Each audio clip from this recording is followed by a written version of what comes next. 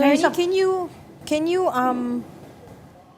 explain to us again what's happening to the green BIR box? So, sinoli na sa BIR.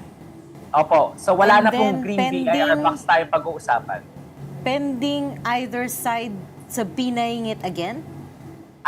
Actually po, nag-request na po ng subpoena yung prosecution. Binalik po yung box kasi wala pong custodial legis dyan ng ating impeachment court because it was acquired and was possessed not through a legal process.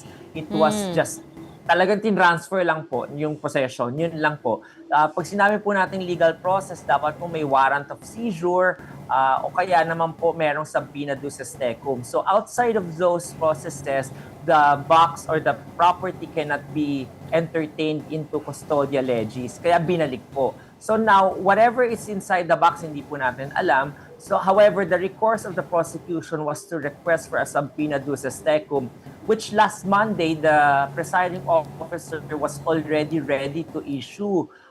Nakaslagay na po yun, handa na po namin yung subpoena. However, the last minute when House Prosecutor Jokno was manifesting and was asked about it, he manifested that they amended their request to include more specific details.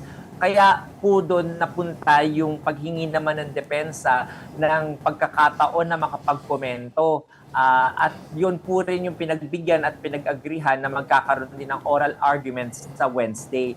So as of now po, naka-request na po yung subpoena and the parties will give a memorandum on Monday ng legal memorandum nila on their respective positions why or why not the subpoena should be issued, and then on Wednesday po they are given 10 minutes each side with 3 minutes rebuttal to argue their positions po, and then after that dun po magde-decide kung i-issue po yung subpoena o hindi.